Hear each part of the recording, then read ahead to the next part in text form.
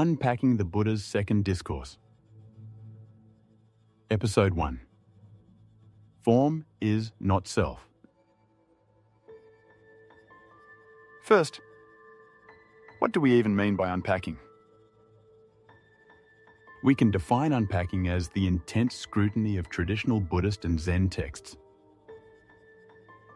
A scrutiny that often breaks down the texts, sentence by sentence, term by term, and occasionally word by word.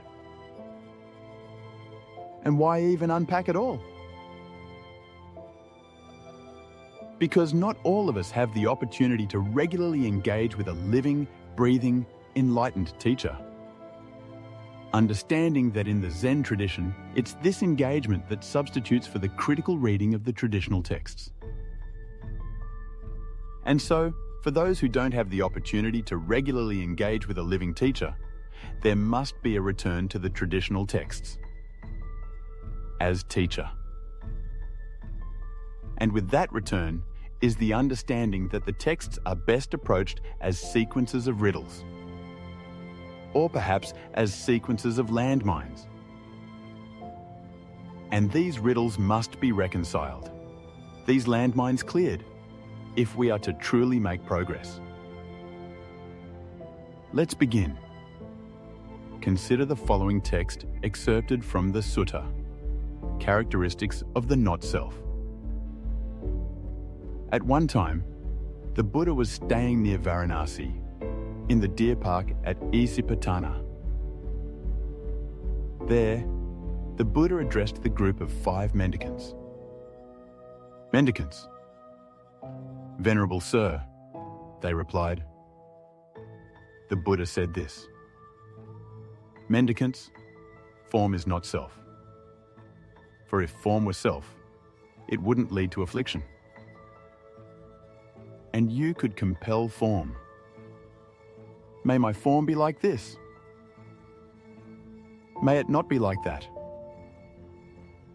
But because form is not self, it leads to affliction.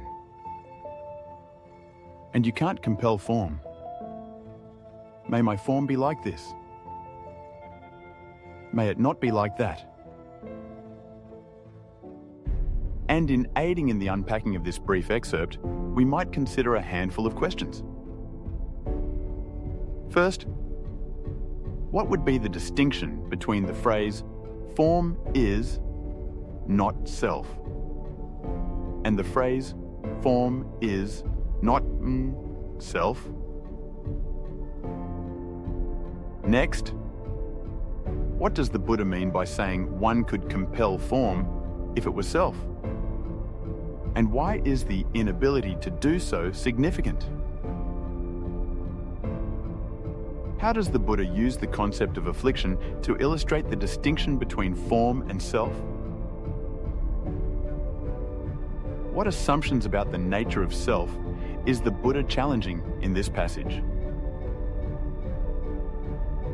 And finally, how might this teaching about form being not self also apply to the other aggregates: feeling, perception, volitional formations, and consciousness? And so, we've gotten started on the Buddha's second discourse. More to come.